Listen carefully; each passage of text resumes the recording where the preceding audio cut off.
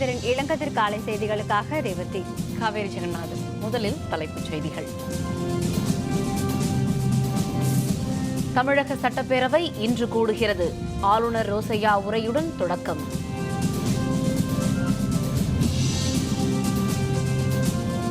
முல்லை பெரியாறு காவிரி பற்றிய தமிழக கோரிக்கைகள். கர்நாடகம் கேரள மாநில அரசுகள் கடும் எதிர்ப்பு.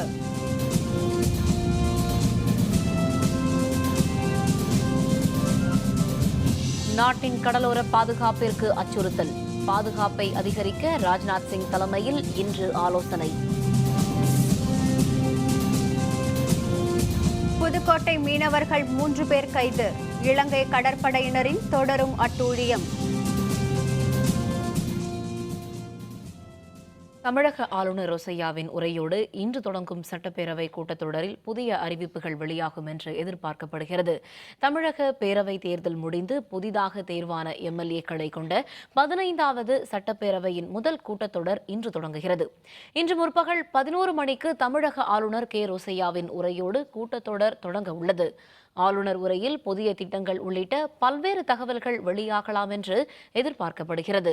பேரவை தேர்தல் பிரச்சாரத்தின் போது அதிமுக வெளியிட்ட தேர்தல் அறிக்கையில் இடம்பெற்ற வாக்குறுதிகளில் சில அறிவிப்பாக வெளியாகலாம் என்று தெரிகிறது.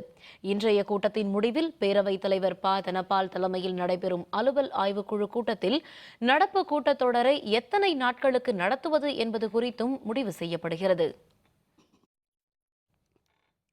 பேரவையில் இருக்கை வசதி செய்து கொடுக்கப்பட்டால் திமுக தலைவர் கருணாநிதி கலந்து கொள்வார் என்று அக்கட்சி கூறியிருந்த நிலையில் அவருக்கு இருக்கை வசதி செய்து தரப்பட்டுள்ளதாக தெரிகிறது. திமுக தலைமையகமான அண்ணா அறிவாலயத்தில் நேற்று நடைபெற்ற திமுக எம்எல்ஏக்கள் கூட்டத்தின் பின்னர் செய்தியாளர்களுடன் பேசிய பேரவை எதிர்க்கட்சித் தலைவர் மு.க. ஸ்டாலின், இருக்கை வசதி செய்து தரப்பட்டால் திமுக தலைவர் கருணாநிதி பேரவை கூட்டத்தொடரில் பங்கேற்பார் என்று தெரிவித்திருந்தார். இந்த நிலையில் பேரவை எதிர்க்கட்சித் தலைவரான மு.க. ஸ்டாலின் இருக்கைக்கு பின்னர் 2வது வரிசையில் முதல் இருக்கை கருணாநிதிக்காக ஒதுக்கப்பட்டுள்ளதாக பேரவை அலுவலர்கள் தெரிவித்துள்ளனர்.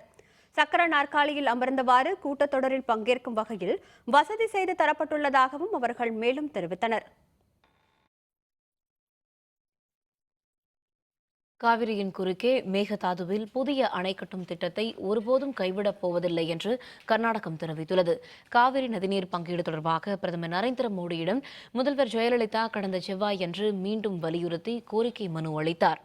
இதுகுறித்து கருத்து தெரிவித்துள்ள கர்நாடக மாநில சட்டத்துறை அமைச்சர் டி.பி. ஜெயச்சந்திரா, பிரதமரிடம் தமிழகம் விடுத்துள்ள கோரிக்கையால் மேகதாதுவில் அணை கட்டும் முடிவு எந்த வகையிலும் பாதிக்கப்படாது என்று கூறியுள்ளார். இதனிடையே இதுகுறித்து செய்தியாளர்களுடன் பேசிய கர்நாடக மாநில நீர்வளத்துறை அமைச்சர் எம்.பி. பாட்டீல், காவிரி மேலாண்மை வாரியம்தான் இதுகுறித்து முடிவெடுக்க முடியும் என்று கூறியுள்ளார். இதுகுறித்த முடிவுக்காக மீண்டும் உச்சநீதிமன்றத்தில் வாதிடவும் தயார் என்று அவர் மேலும் தெரிவித்தார். Madam Jayalalitha and Tamil Nadu has been continuously objecting on various issues. They are of the opinion for formation of Kaveri Management Board. We are submitting, placing it before the cabinet for approval. So we are going to file a copy with the Supreme Court. இதேபோன்று முல்லை பெரியாறு அணை நீர்மட்டத்தை உயர்த்த கோரும் தமிழக கோரிக்கைக்கு கேரள மாநில அரசு எதிர்ப்பு தெரிவித்துள்ளது. பிரதமரிடம் முதல்வர் விடுத்த கோரிக்கை பற்றி கருத்து தெரிவித்துள்ள கேரள நீர்வளத்துறை அமைச்சர் மேத்யூ டி தாமஸ், அணை நீர்மட்டத்தை 152 அடியாக உயர்த்துவதற்கு எதிர்ப்பு தெரிவிக்கப் போவதாக கூறியுள்ளார். முதல்வர் பினராயி விஜயன் மற்றும் அலுவலர்களுடன் பேசிய பின்னர் இதுகுறித்து இறுதி முடிவு எடுக்கப்படும் என்றும் அவர் மேலும் தெரிவித்துள்ளார். கேரள எதிர்க்கட்சித் தலைவர் ரமேஷ் சென்னிதாலாவும் அணை நீர்மட்டத்தை உயர்த்துவதற்கு எதிர்ப்பு தெரிவித்துள்ள நிலையில் அச்சன்கோவில், பம்பை மற்றும் வைப்பாறு ஆகிய நதிகளை இணைக்க வேண்டுமென்ற ஜெயலலிதாவின் கோரிக்கைக்கும் அவர்கள் எதிர்ப்பு தெரிவித்துள்ளனர். தமிழகம், கேரளம் உள்ளிட்ட 9 கடலோர மாநிலங்களின் உள்துறை அமைச்சர்கள், தலைமை செயலர்கள் ஆகியோருடன் மத்திய உள்துறை அமைச்சர் ராஜ்நாத் சிங் கடலோர பாதுகாப்பு பற்றி இன்று ஆலோசனை நடத்தவுள்ளார். தமிழகம், கேரளம், கர்நாடகம், கோவா, மேற்கு வங்கம், ஒடிசா, ஆந்திரம், மகாராஷ்டிரம், குஜராத் ஆகிய 9 கடலோர மாநிலங்களிலும் கடலோர பாதுகாப்புக்கு அச்சுறுத்தல் ஏற்பட்டுள்ளதாக மத்திய உளவுத்துறையினர் எச்சரிக்கை விடுத்துள்ளனர். இதேபோன்று லட்சத்தீவு, அந்தமான் உள்பட 4 யூனியன் பிரதேசங்களுக்கும் அச்சுறுத்தல் ஏற்பட்டுள்ளதாக தெரியவந்துள்ளது. அதனையடுத்து 9 மாநிலங்கள் மற்றும் 4 யூனியன் பிரதேசங்களின் உள்துறை அமைச்சர்கள், தலைமை செயலர்கள் உள்ளிட்ட அலுவலர்களுடன் மத்திய அரசு ஆலோசனை நடத்த உள்ளது. மும்பையில் நடைபெறும் இந்த கூட்டத்திற்கு மத்திய உள்துறை அமைச்சர் ராஜ்நாத் சிங் தலைமை வகிக்கிறார். கூட்டத்தில் கடலோர பாதுகாப்பை அதிகரிப்பது குறித்து ஆலோசனை நடத்தப்படுகிறது. புதுக்கோட்டை மாவட்டத்தைச் சேர்ந்த 3 மீனவர்களையும் அவர்களின் விசைப்படகையும் இலங்கை கடற்படையினர் சிறைபிடித்துள்ளனர். கோடியக்கரை அருகே விசைப்படகுடன் மீன்பிடித்துக் கொண்டிருந்த 3 மீனவர்களை இலங்கை கடற்படையினர் சிறைபிடித்தனர். அவர்களின் விசைப்படகையும் இலங்கை படையினர் பறிமுதல் செய்துள்ளதாக மீனவர்கள் தெரிவித்துள்ளனர்.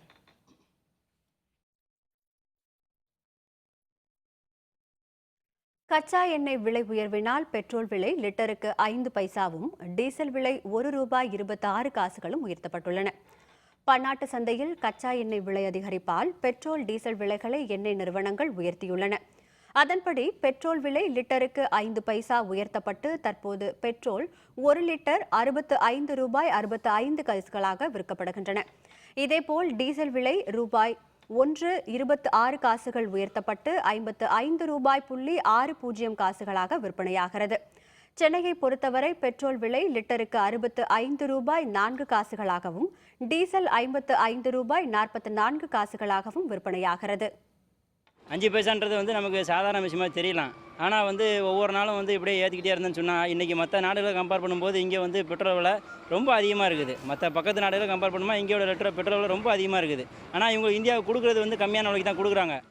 அடிக்கடி தான் பெட்ரோல் விலை ரொம்ப ஜாஸ்தியாகிறாங்க. அதாவது இப்போ கச்சா எண்ணெய் விலை ரேட் கம்மியானால் கூட ரேட் கம்மி பண்ணுறது கிடையாது, ஓரளவு தான் கம்மி பண்ணுறாங்க. இப்போ பார்த்தாக்கா இது கொஞ்சமாக இது பண்ணும்போது ஜாஸ்தியாக ரேட் ஏற்றிடுறாங்க. காங்கிரஸ் கட்சியின் பஞ்சாப் மாநில பொறுப்பாளர் பதவியில் இருந்து விலகுவதாக கமல்நாத் அளித்த ராஜினாமா கடிதம் ஏற்றுக்கொள்ளப்பட்டு விட்டதாக காங்கிரஸ் கட்சி அறிவித்துள்ளது. காங்கிரஸ் கட்சியின் உத்தரப்பிரதேச மாநிலம் பொறுப்பாளராக குலாம் நபி ஆசாத்தும், பஞ்சாப் மற்றும் ஹரியானா மாநிலங்களுக்கான பொறுப்பாளராக கமல்நாத்தும் நியமிக்கப்பட்டனர். இந்த நிலையில் சீக்கியர் கலவரம் தொடர்பாக எழுந்த சர்ச்சையை அடுத்து கமல்நாத்திற்கு கடும் எதிர்ப்பு கிளம்பியது. இதனையடுத்து அவர் தமது பதவியை ராஜினாமா செய்வதாக அறிவித்தார். அவரது ராஜினாமாவை ஏற்றுக்கொண்டதாக கட்சி மேலிடம் அறிவித்துள்ளது.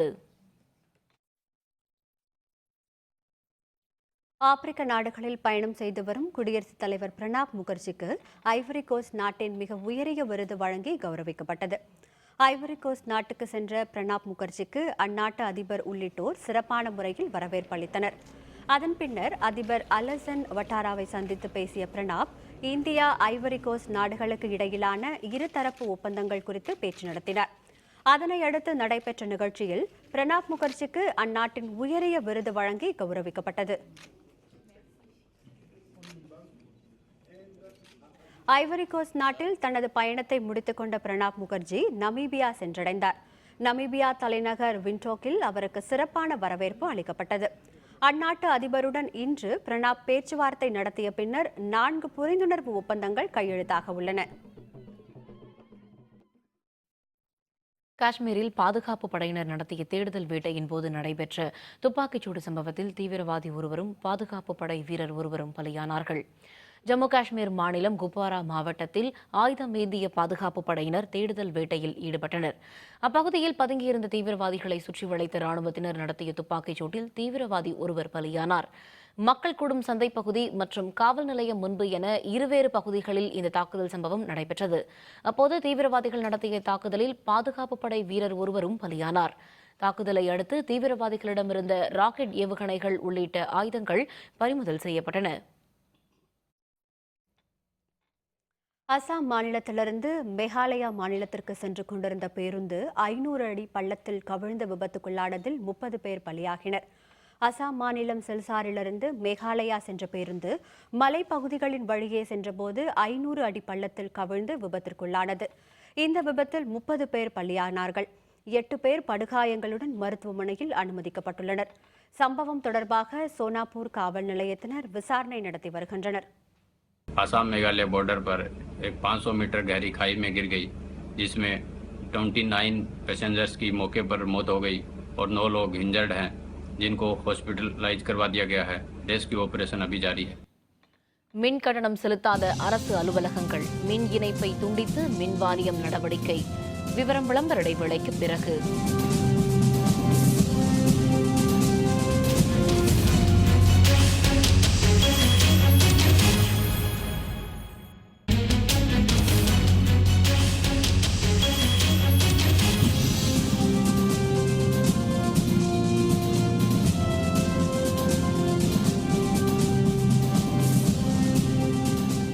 செய்திகள் தொடர்கின்றன. கலை அறிவியல் கல்லூரிகளில் சேர்வதற்கு மாணவர்கள் அதிக ஆர்வம் காட்டி வரும் நிலையில் தமிழகம் முழுவதும் கோடை விடுமுறைக்கு பின்னர் கல்லூரிகள் இன்று திறக்கப்படுகின்றன. தமிழகம் முழுவதும் 80 அரசு கலை அறிவியல் கல்லூரிகளும் 140 அரசு உதவி பெறும் கல்லூரிகள், தனியார் மற்றும் சுயநிதி கல்லூரிகளும் உள்ளன.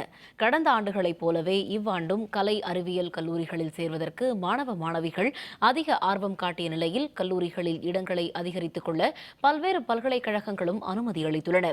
கோடை விடுமுறைக்கு பின்னர் இன்று கல்லூரிகள் திறக்கப்படும் நிலையில் புதிய மாணவர்களுக்கு ஆலோசனைகளையும் அறிவுரைகளையும் வழங்க கல்லூரி நிர்வாகங்கள் ஏற்பாடு செய்துள்ளன.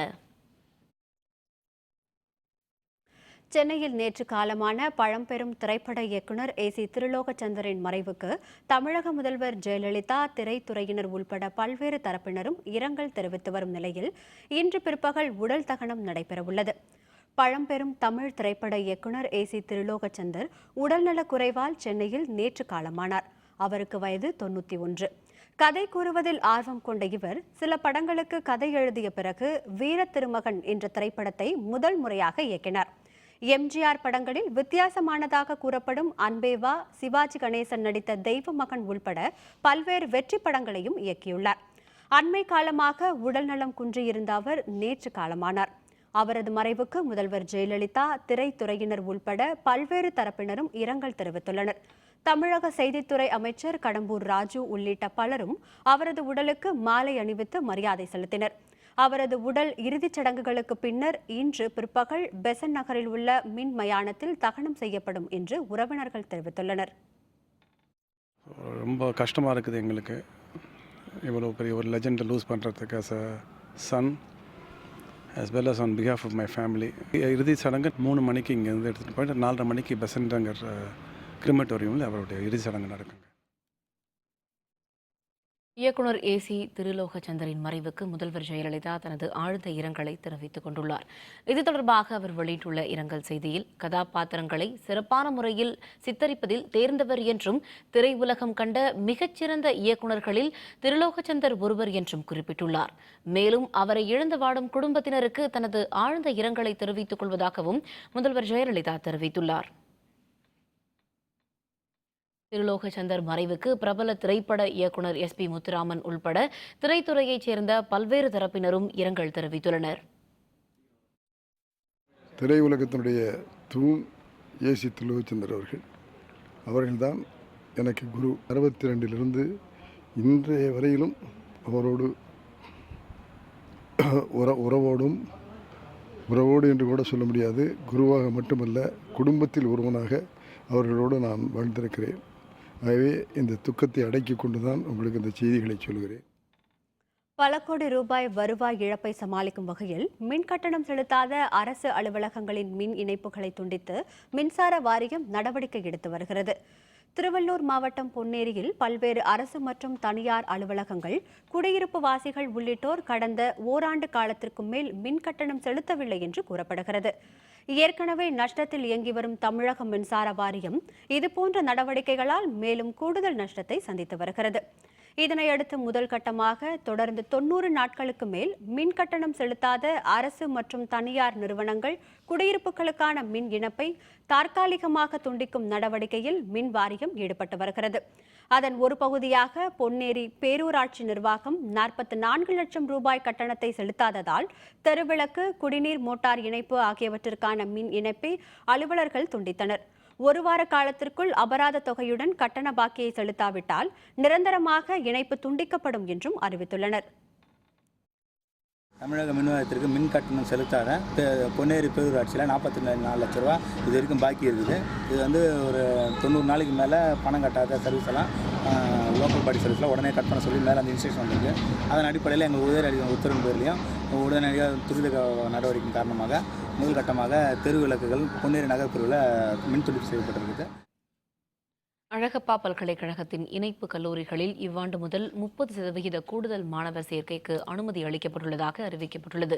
சிவகங்கை மாவட்டம் காரைக்குடியில் உள்ள அழகப்பா பல்கலைக்கழகத்தில் நடைபெற்ற கூட்டத்தில் கலந்து கொண்டு பேசிய பல்கலை துணைவேந்தர் சுப்பையா, முதுகலை பட்டப்படிப்பில் ஏழை மாணவர்களுக்கு கல்வி கட்டண விலக்களிக்கப்பட உள்ளதாக தெரிவித்தார். பல்கலைக்கழகத்தின் கட்டுப்பாட்டில் உள்ள பகுதியில் புதிதாக மாலை நேர கல்லூரி தொடங்கப்பட்டுள்ளதாகவும் மேலும் தெரிவித்த அவர், செட்டிநாடு உணவு வகைகளை போற்றும் வகையில் 3 ஆண்டு கேட்டரிங் சயின்ஸ் மற்றும் ஹோட்டல் மேனேஜ்மெண்ட் பட்டப்படிப்புகள் அறிமுகப்படுத்தப்பட்டுள்ளதாகவும் தெரிவித்தார். திருநெல்வேலி மாநகராட்சிக்கு சொந்தமான குப்பை கிடங்கில் அடிக்கடி ஏற்படும் தீ விபத்தால் உருவாகும் புகை மண்டலம் காரணமாக மக்கள் பெரும் அவதிக்கு உள்ளாகி வருகின்றனர். திருநெல்வேலியிலிருந்து சங்கரன் கோவில் செல்லும் சாலை பகுதியில் 198 ஏக்கர் பரப்பளவில் மாநகராட்சிக்கு சொந்தமான குப்பை கிடங்கு உள்ளது. இங்கு அடிக்கடி தீ விபத்து ஏற்படும் நிலையில் நேற்றும் தீ விபத்து ஏற்பட்டதால் அப்பகுதி முழுவதும் புகை மண்டலமாக காட்சியளித்தது. இதனால் அப்பகுதியில் வாகனம் ஓட்டி செல்வோரும் அருகில் உள்ள குடியிருப்பு வாசிகளும் கண் எரிச்சல், மூச்சு திணறல் ஆகியவற்றால் பாதிப்புக்கு உள்ளாகி வருகின்றனர். இதனை தடுக்க தமிழக அரசும் திருநெல்வேலி மாநகராட்சியும் உரிய நடவடிக்கை எடுக்க வேண்டும் என அவர்கள் கோரிக்கை விடுத்துள்ளனர். அடிக்கடி தீ விபத்து ஏற்பட்டுகிட்டே இருக்குது. இதை மாநகர பகுதியில் உள்ள அலுவலர்கள் யாரும் இதை பற்றி கவலைப்படாமல் பொதுமக்களுக்கு இதனால் ரொம்ப சிரமப்பட்டுக்கிட்டு இருக்கோம். இதை மாநகர பகுதியில் உள்ள அலுவலர்கள் தீவிரமாக பரிசீலித்து இது தக்க நடவடிக்கை எடுத்து பொதுமக்கள் பாதிக்கப்படாத அளவுக்கு இதை கிளியர் பண்ணி தருமாறு கேட்டுக்கொள்கிறோம். வந்து ரொம்ப கஷ்டமாக இருக்குது. ஆட்கள் வண்டி போகிறதுக்கு சிரமப்படுது. அப்புறம் குழந்தைகள்லாம் வரும்போது, ஸ்கூல் குழந்தைகள்லாம் வரும்போது ரொம்ப மூச்சு திணற மாதிரி ரொம்ப ஃபீல் பண்ணுறாங்க. அதே மாதிரி தான் இருக்குது. இப்போ கிடங்கு இதனால கொஞ்சம் இடம் கூட தான் இருக்குது. இதுக்கு சீக்கிரமாக அரசாங்கம் நடவடிக்கை எடுத்தால் நல்லாயிருக்கும். கோயம்புத்தூரில் அட்டகாசம் செய்து வரும் ஒற்றை யானை மேலும் 2 யானைகளுடன் குடியிருப்பு பகுதிகளுக்குள் சுற்றி வருவதால் மக்கள் அச்சத்துடன் உள்ளனர். கோயம்புத்தூரை அடுத்த மதுக்கரை சுற்றுவட்டார பகுதியில் குடியிருப்புகள், விவசாய நிலங்களுக்குள் புகுந்து கடந்த 1 வாரமாக ஒற்றை யானை ஒன்று தொடர் சேதத்தை ஏற்படுத்தி வருகிறது.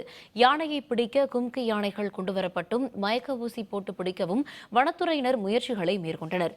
இதனையடுத்து முதற்கட்டமாக கும்கி யானைகள் பாரி மற்றும் விஜய் கலீம் ஆகிய 3 கும்கி யானைகள் அப்பகுதிக்கு கொண்டுவரப்பட்டன. ஒற்றை யானை நேற்று மதுக்கரையில் உள்ள தனியார் நிறுவன பகுதியில் சுற்றிய நிலையில் இன்று அதிகாலை குடியிருப்பு பகுதியான அறிவொளி நகருக்குள் சென்றது. இந்த ஒற்றை யானையுடன் மேலும் 2 யானைகள் உள்ளதால் மக்கள் அச்சமடைந்துள்ளனர். இந்த நிலையில் யானையை பிடிக்கும் பணிகளை வனத்துறையினர் தீவிரப்படுத்தியுள்ளனர். தேங்காயின் விலை கடுமையாக வீழ்ச்சியடைந்துள்ளதால் புதுக்கோட்டை மாவட்ட தென்னை விவசாயிகள் பெரும் பாதிப்புக்கு உள்ளாகியுள்ளனர். புதுக்கோட்டை மாவட்டத்தில் சுமார் 2500 ஏக்கர் அளவில் தென்னை சாகுபடி செய்யப்பட்டு வருகிறது. கரம்பக்குடி, ஆலங்குடி, நெடுவாசல், வடக்காடு மற்றும் அறந்தாங்கி உள்ளிட்ட பகுதிகளில் அதிக அளவு தென்னை விவசாயம் நடைபெறுகின்றது. கடந்த 20 ஆண்டுகளுக்கும் மேலாக பணப்பயிரான தென்னை சாகுபடியில் விவசாயிகள் ஈடுபட்டு வரும் நிலையில் தற்போது எப்போதும் இல்லாத அளவுக்கு தேங்காய் விலை வீழ்ச்சியடைந்துள்ளது. கடந்த ஆண்டு 10 ரூபாய் முதல் 15 ரூபாய் வரை விற்ற தேங்காயின் விலை தற்போது 4 ரூபாய் முதல் 5 ரூபாய் வரையே விலை போவதால் விவசாயிகள் பாதிக்கப்பட்டுள்ளனர். கொப்பரை தேங்காய்க்கான விலையை தமிழக அரசு உயர்த்தி தர வேண்டும் எனவும் அதற்கான கொள்முதல் நிலையங்களை கரம்பக்குடி, ஆலங்குடி, கீரமங்கலம் பகுதிகளில் திறக்க வேண்டும் என்றும் தென்னை விவசாயிகள் கோரிக்கை விடுத்துள்ளனர். கிட்டத்தட்ட விவசாயிக்கு வந்து ஒரு தேங்காய்க்கு 4 ரூபா நஷ்டத்தில் இது பண்ணுற மாதிரி இருக்குது. இப்போ வந்து ஏதாவது வந்து இதை வந்து அரசே வந்து நேரடியாக கொள்முதல் பண்ணணும். அதை இன்றைக்கி அரசு நிர்ணயிச்சுக்கிற ரேட்டுக்கு விவசாயி கட்டாது. 3 வருஷம் வந்து விலை தேங்காய் விலை வந்து பாதி ரேட்டு கூட வந்துச்சு. கொப்பரை விலை 130 ரூபா வரைக்கும் தனியாக வாங்கினாங்க. இந்த வருஷம் ரொம்ப ரேட்டு கம்மியாக போயிடுச்சு. தனியாக வந்து இப்போ வந்து 50 ரூபாய்க்கு கொள்முதல் பண்ணுறாங்க. 50 ரூபாய்க்கு கொள்முதல் பண்ணுறப்ப மக்கள் விவசாயிகளுக்கு ரொம்ப நட்டம் வருது. இந்த வருஷம் காய் ரேட்டு ரொம்ப கம்மியாகிடுச்சு. இவங்க வெளில வந்து ஏற்றுமதியும் இல்லை, சேல்ஸும் இல்லை. காய்ப்பு வந்து அதிகம்ங்கிறாங்க ஒரு காரணம். இருந்தாலும் வெளில ஏற்றுமதி இல்லை. ஏற்றுமதி பண்ணால் தான் காய் ரேட்டு கூட விற்கும். விவசாயி ஒருத்தர் வந்து தேங்காயை உடைச்சி கொண்டு பருப்பாக ஆக்கி விற்கிறதுக்குள்ளேயும் அது நடக்காத ஒரு கதை. விவசாயிகளுக்கு அது செட் ஆகாது. தேங்காயை ஒரு குறிப்பிட்ட அது நிர்ணய விலை இன்னைக்கு 10 ரூபாய்க்கு குறைச்சி விற்றா அந்த தேங்காய் வந்து கட்டுப்படி ஆகாது. இதான் நடப்பு. இதில் வந்து விவசாயிகளுக்கு மிச்சப்படணும்னாக்கா தேங்காய் வந்து 10 ரூபா விற்றா தான் கட்டுப்படி ஆகும்.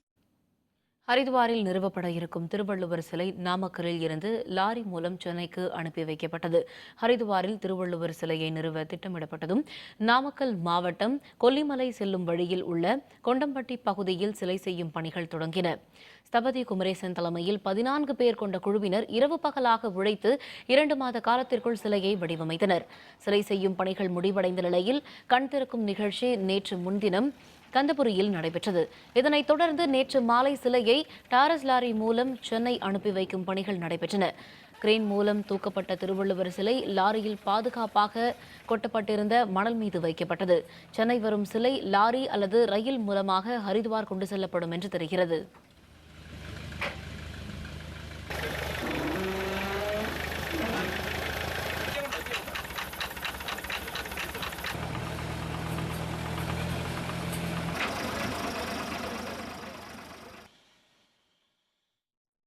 புளோரிடா விடுதியில் துப்பாக்கிச்சூடு சம்பவம். தாக்குதல் நடத்தியவரின் மனைவி மீது வழக்கு பதிவு. விவரம் விளம்பர இடைவேளைக்கு பிறகு.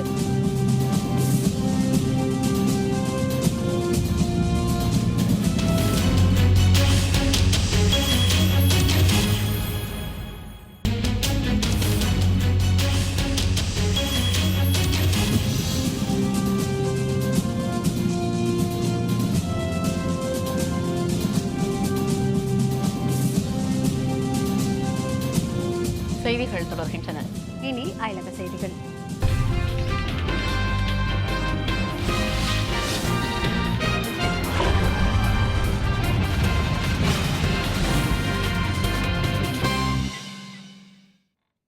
அமெரிக்காவின் புளோரிடா மாகாணத்தில் விடுதி ஒன்றில் துப்பாக்கி சூடு நடத்தப்பட்ட சம்பவத்தில் தாக்குதல் நடத்தியவரின் முதல் மனைவி மீது வழக்கு பதிவு செய்ய போலீசார் திட்டமிட்டுள்ளனர். புளோரிடா மாகாணத்தில் உள்ள ஆர்லண்டோவில் விடுதி ஒன்றில் உமர் மார்டின் என்பவர் நடத்திய சரமாரி துப்பாக்கிச் சூட்டில் 50 பேர் பலியாகினர். 53 பேர் படுகாயங்களோடு மருத்துவமனைகளில் சிகிச்சை பெற்று வருகின்றனர். போலீசார் நடத்திய என்கவுண்டரில் தாக்குதல் நடத்திய உமர் சுட்டுக் கொல்லப்பட்டார். இந்த நிலையில் உமர் மார்டினின் முதல் மனைவியான நூர் சல்மானிடம் போலீசார் விசாரணை நடத்தினர். வேறு பலரிடமும் நடத்திய விசாரணையில் தாக்குதல் குறித்து நூர் சல்மானுக்கு முன்பே தெரியும் எனவும் போலீசாரிடம் அந்த தகவலை அவர் சொல்லாமல் மறைத்து விட்டார் எனவும் தெரியவந்தது. அதனையடுத்து அவர் மீது விரைவில் வழக்கு பதிவு செய்யப்படலாம் என்று தெரிகிறது.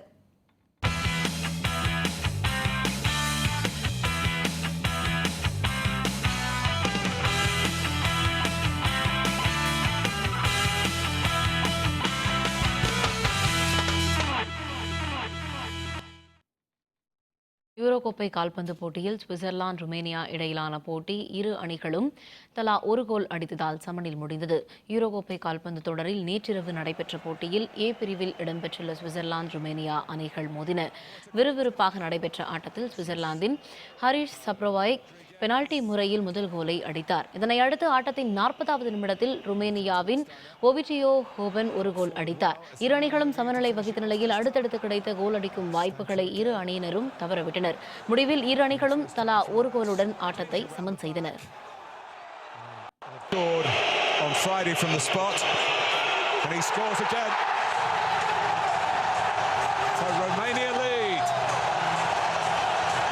For Switzerland, taken by Rodriguez. Oh, it's hammered in by Mehmedi. A terrific equalizer. பின்னர் நள்ளிரவில் நடந்த மற்றொரு ஆட்டத்தில் பிரான்ஸ் மற்றும் அல்பேனியா அணிகள் மோதின. போட்டியின் 90வது நிமிடத்தில் பிரான்ஸ் வீரர் அட்டன்டாயின் கிரிஸ்மேன் ஒரு கோல் அடித்தார். அதன் பின்னர் அல்பேனிய வீரர்களின் பல முயற்சிகளும் வீணான நிலையில் ஆட்டத்தின் 96வது நிமிடத்தில் பிரான்ஸ் வீரர் டிமிட்ரி பாயட் மற்றொரு கோலை அடித்து பிரான்ஸ் அணிக்கு வலு சேர்த்தார். இதனை அடுத்து 2-0 என்ற கோல் கணக்கில் பிரான்ஸ் அணி வெற்றி பெற்றது.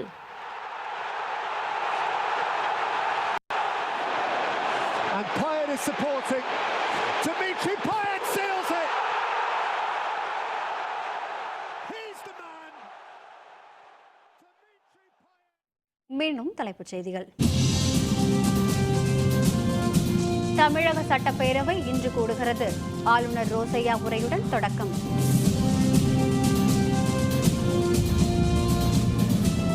முல்லை பெரியாறு காவிரி பற்றிய தமிழக கோரிக்கைகள். கர்நாடகம் கேரள மாநில அரசுகள் கடும் எதிர்ப்பு.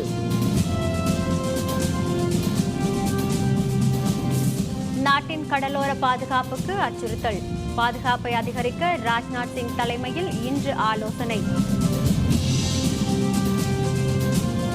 புதுக்கோட்டை மீனவர்கள் 3 பேர் கைது. இலங்கை கடற்படையினரின் தொடரும் அட்டூழியம்.